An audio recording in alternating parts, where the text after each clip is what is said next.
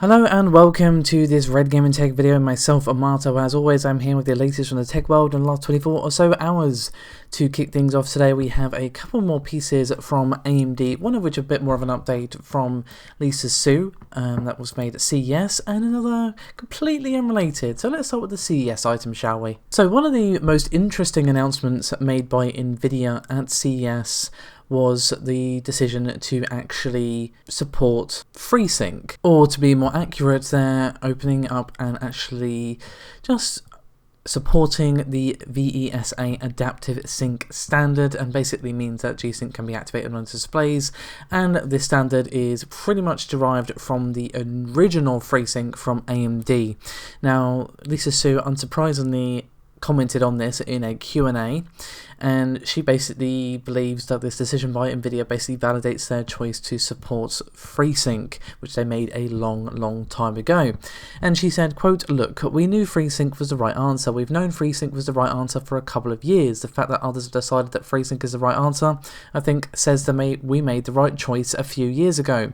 We believe in open standard. You know, we believe in open ecosystems. That's been a mantra. So we have no issue with our competitors about FreeSync. We think that just means that, you know, it's better for gamers, and we did a good job." And you can kind of see where she's coming from there, to be honest. They obviously, Nvidia's still doing their thing with G-Sync, but they're also supporting this standard and all sorts of other stuff, which is based on AMD's decision and blah blah blah blah blah. So you can kind of see it's like, yep, this shows us that we made the right decision, and I can't really fault her logic there, to be honest.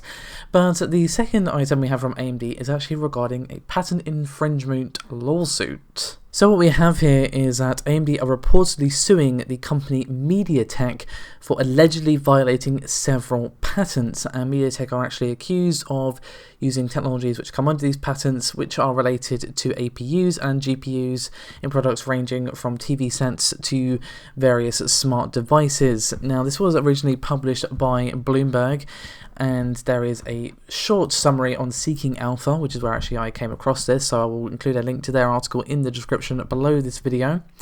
And what are actually AMD looking for, I hear you ask? Well, they are seeking, quote, cash compensation for past, continuing, and future infringement, and they are looking for a court order to block future infringement of APU and GPU patents. Now, if this seems a bit familiar to you, it should, because they filed a very similar lawsuit with the International Trade Commission, or ITC, in 2017 against MediaTek, Sigma Designs, and a few other companies as well, and their complaints were pretty much the same as they are now. Companies allegedly violated several patents related to graphics technologies, and this was again related to TVs. And the ITC did actually vote in favour of AMD in August of last year, so they now have the backing of the ITC in their current lawsuit. So that's by no means a sort of a comment, I suppose you could say, on how well their lawsuit is going to go against MediaTek, but it obviously is definitely a point in the plus column for AMD that they have the backing of the ITC on this particular occasion, and obviously if they are found to be in violation of these patents, it's going to be rather expensive, to say the least. So this is definitely going to be an interesting one to keep an eye on for sure. And again, given that the ITC have gone in favour of AMD, it's probably going to go their way, but of course it's far from a sure thing. So next up, we actually have something from Nvidia.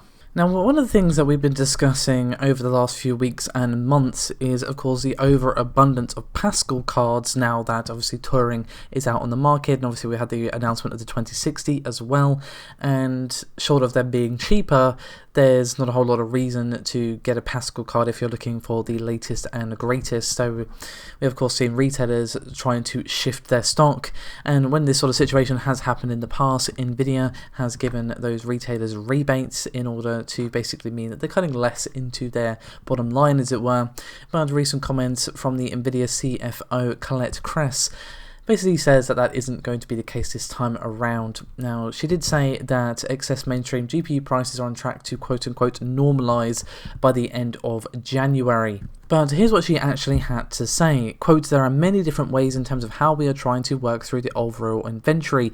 Bundling has been quite popular. We also look in terms of rebates, but you have to be careful with that, and it's hard to get to because the overall inventory has probably already worked down the channel. We don't necessarily have the direct contact as we do with the initial part of our sales that we do with AICs." So she's not saying that rebates are not going to happen, just that they're kind of reluctant to do it. At least that's how it comes across to me. There were reports floating around that Nvidia were just not offering any form of rebate this time around, but unfortunately that has yet to be confirmed. You know, obviously retailers not going to be like, yep, Nvidia are doing that. If that even is the case, obviously it's highly possible, should I say, that it's not true. But definitely it leans the way that Nvidia are not overly keen to do that this time around, at least in a sort of more broad way. They might do it in special circumstances for certain retailers, it's hard to say. But regardless, they seem fairly confident that the prices for those cards are going to normalise in January, but it's still going to be at least a couple of quarters before Nvidia actually works through the remaining excess GPUs for Pascal. And she continued to say, quote, essentially you're never going to be at zero channel of inventory before we're actually moving to some of the new things, so the normalization will be at that point, but working through the excess will be about 1 to 2. Of course, they're referencing the financial quarters that they're going to have to work through in order to actually get through the leftover inventory of Pascal. Now, this isn't to say that Nvidia aren't going to cut the price of their Turing cards at any point, either in a sale or permanently or whatever, given that we just had the announcement of Radeon 7, given, obviously we should wait for the performance and reviews and all that sort of stuff to see how it actually competes versus the RTX 2080 and all of that sort of stuff, but the 2060 has definitely come under fire, like most of the Turing lineup, for being a bit too expensive for what it is.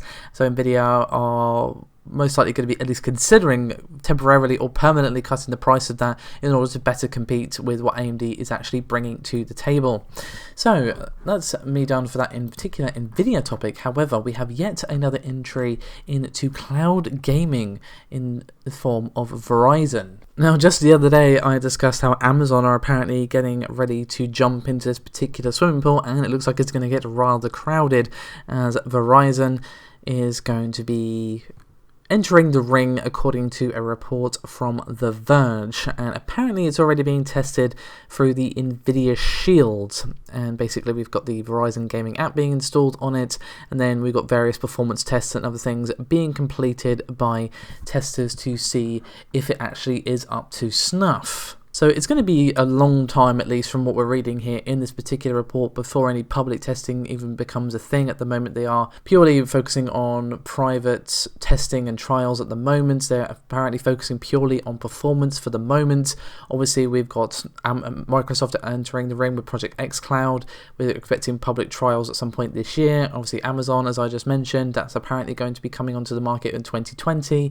There's a Google apparently considering it as well. So it just seems that all of a sudden cloud gaming is becoming a thing that everyone wants to get into, and the infrastructure for the internet has definitely improved across the board, but obviously there's still a lot of work to be done there in terms of making sure that a lot of people have access to good internet. Obviously, a lot of people, especially in the US and certain places, there's a monopoly had by certain providers, and they have no incentive to actually give more than they have to, more than sort of bare minimum, as it were, because, well, why, they have no competition. So it's either our internet or nothing. It is basically that. So there are still kinks and things we worked out across the world here, of course, but as these big giants sort of get into it, they're going to be sort of trying to work to resolve that on their end as much as possible. So we could maybe see cloud gaming becoming a thing. It's obviously not going to be tomorrow by any means, but when people like Google and Amazon are getting involved, you might see the situation at least potentially improve.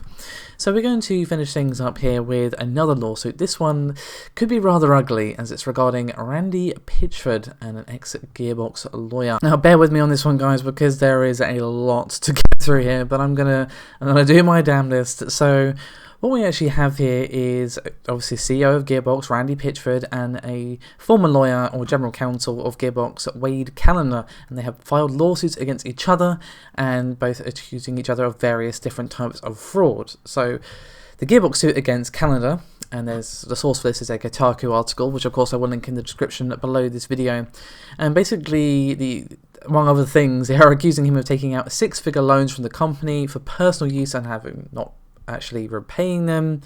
And there is the calendar filing against Gearbox, and obviously Pitchford himself, that claim that promised remuneration for his services was never actually paid, and apparently once he actually started to make noise about this, allegedly, according to the lawsuit, Pitchford forced him out of the company. Now, they are both making very, very serious allegations. For example, Gearbox is saying that it made a $300,000 loan to Calendar in order to help him buy a house. They paid some fees for a MBA course. They paid some legal fees for him. There was apparently allegedly a corporate American Express card which was quote unquote abused, to use the verbiage from the actual lawsuit itself.